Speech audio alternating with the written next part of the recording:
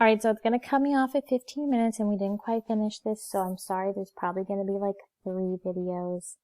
Hopefully not more than that. Just bear with me here, but I want to make sure you guys get enough information and we've done enough practice together so you're not totally lost. Okay?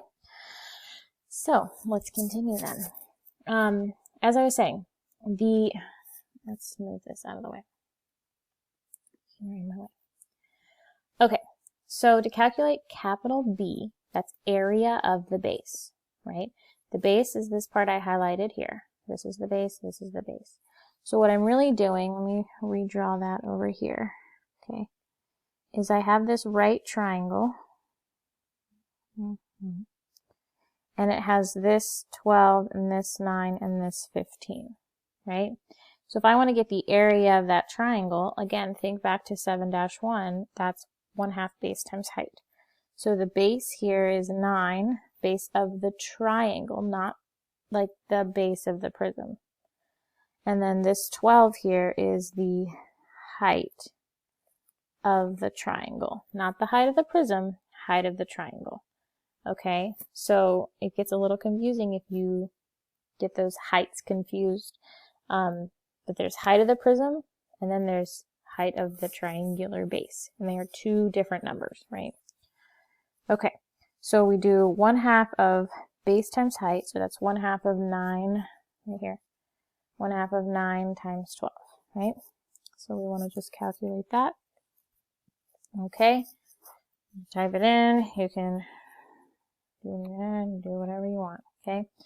And that is going to be 54 for the area of the base. That's capital B. So now I have enough to plug into my surface area, okay? Now remember how we did this HP right here? This is actually the lateral area right up here, which we already calculated to be 576. So we do 576 and then plus 2 times capital B, which is 54. Okay. Why are we doing 2 times that, you ask? Because I'm sure you did. Because it's a prism, and how many bases does a prism have? 2, right? So if you think about surface area, I don't want you to just think I'm just plugging in these random numbers. Try to understand what it actually means. It's the area of all of the surfaces of your figure added together. So you're finding the area of the 2 bases and adding that to the area of the lateral faces. And some people prefer to find the area of these rectangles. So you could find the area of this rectangle by doing length times width, and then add it to this rectangle and add it to this rectangle here. But keep in mind, those rectangles are not congruent, so you'd have to do that 3 separate times. And an easier way is to just use this formula for lateral area, the height of the prism times perimeter of the base. Okay, so we should probably type all that in so we have our final answer. 576 plus 2 times 54. 684 meters squared is our final total surface area. Woo! And that was fun. Yes, I know, it was. Alright, let's do number 6 together, because that's a good one. And then we gotta move on to cylinders. Alright. Number 6. So first thing you want to identify is you want to identify what are my bases of this prism. Remember, those are the opposite ones. So in that case, these bases are trapezoids. I'm going to do them in different colors because why not? Okay. So this is a trapezoidal prism. Okay. Bases are trapezoids. So let's start by finding lateral area. Lateral area is HP. That stands for height of the prism, meaning the distance between the bases. So be careful here. A lot of people might say that the height is 12. It's not. What is the height? 15. That's the distance between the two bases. So, that is my height. Oops, 15. And then P is perimeter of the base. But remember, the base is not what's on the bottom. The base is going to be one of those trapezoids. They're the same thing. So we need to find the perimeter of that trapezoid. Well, that's going to be adding up all the sides here of your trapezoid. If this is 18 here, this is also 18 right here. And if this is 20, this is also 20 right here. Okay? So the perimeter of that is 12 plus 18 plus 20 plus 23. Got it? Okay. So let's calculate that. That's going to be 73 for the perimeter of the base.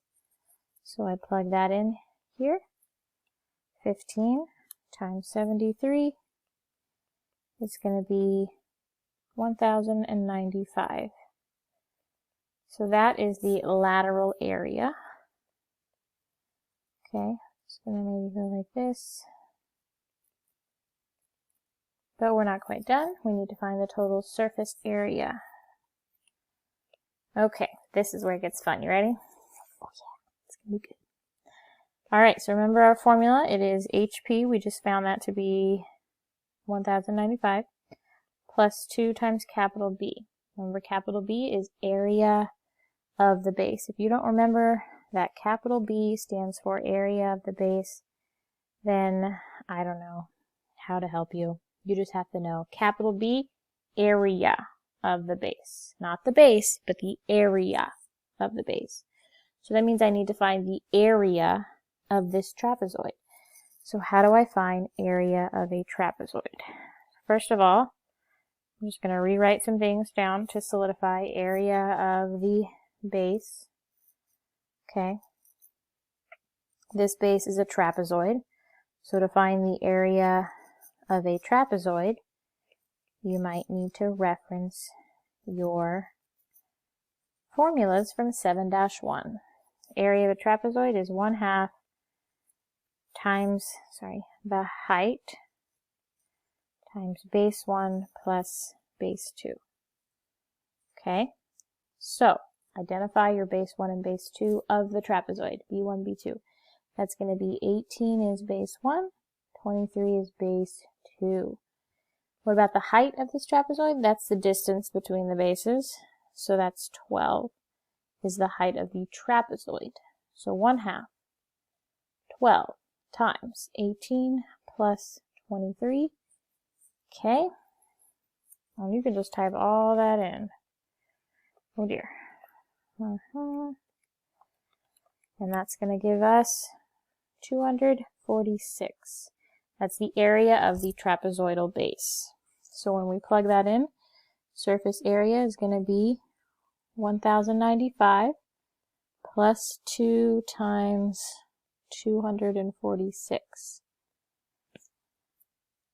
Okay, add all that up, and we get 1,587 feet. Oh, no, Siri. My bad. Squared is our total surface area. Okay? I know, it's a lot. It is a lot. But if you take it step by step and break it down, okay, what's this part? How do I calculate this area? Plug this into this area. It's just a matter of plugging into your formulas. Make sure you have your formulas handy, and these notes handy when you're doing your homework and when you're doing your quizzes. Okay? Yeah. All right. So let's do one example of cylinders because they're easy peasy lemon squeezy, but you need to know the formulas. And then I'll go on to hopefully the last video on pyramids. Okay? All right. So cylinders, find the surface area of each cylinder below. Well, we need the formulas, right? They're a little different because it's circles, right? And if you remember the area of circles, that's area of a circle is pi r squared. circumference of a circle is 2 pi r. So we kind of use both of those. All right. These are the formulas. All right. You just need to have them available to you. And then you can plug it in. It's really, promise, very easy. Let's do number 9. Lateral area of this cylinder is 2 pi rh. So that's going to be 2 pi. R is the radius, which is 11 in this case. And then the height is the distance between my two circular bases. So these are my circular bases. That means the height is 26. Okay? Probably I'm going to want, I know on the quizzes, I like these to be in terms of pi. So that means you're going to type 2 times 11 times 26, but don't include the pi, which is 572 pi is lateral area. Okay? Sometimes Pearson wants you to round, though, to the nearest tenth. So if that's the case, make sure you just type pi in the calculator. Then we do surface area. Surface area is 2 pi r squared plus 2 pi rh. So instead of you having to redo all of this, guys, we just found 2 pi rh to be 572. So you're going to replace that with 572 pi. And then all I have to do is calculate the 2 pi times r squared. Okay? The reason for that is because the area is pi r squared, and there are two circles, so 2 times pi r squared. So we have, I'll write it out step by step, 242 pi plus 572 pi, right? Because that was 11 squared times 2. And then because these both have pi in them, we can type that into our calculator, and we can combine them because they are like terms. So that's 814 pi yards squared is my total surface area. We won't do number 10. Okay? If this wanted it in terms of pi, you just multiply by pi in the calculator and you get approximately 2,557.3 yards squared. So Pearson sometimes wants that. I usually like this right here with our in terms of pi. Okay? Okay, so cylinders, not bad. Yeah, you have lateral area, you have surface area. I mean, I could do more examples here, but I won't.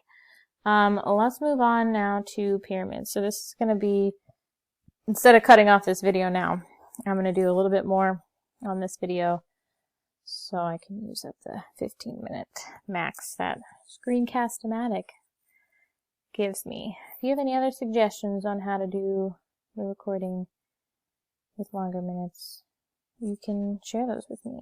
Okay.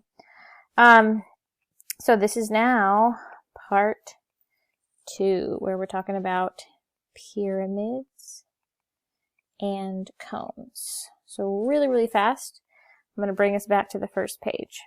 Scroll back up. A pyramid, by definition, is a solid with one base and faces that meet at a point. So this is one base here, only one, and then all the faces meet at the point. So this is that point called the vertex. It's named by its bases, well, and just one base, right? So this would be called a triangular pyramid because this base is a triangle. But there are some really important things that we need to talk about with that. Before we do, let's do one example here. Let's look at number 4. Okay, we can see that's a pyramid because they all meet up here at one point, the vertex, and there's only this one base here. Okay, so this is a hexagon base. So we call this a hexagonal pyramid. You'll notice that all of these lateral faces, that's what all of these are called, lateral faces, are triangles. So in the case of a pyramid, the faces, the lateral faces, will always be triangular, just like over here. But the base could be anything. Triangle, hexagon, right? If the base were a circle, then we would call it a cone. So a cone is a pyramid with a circular base.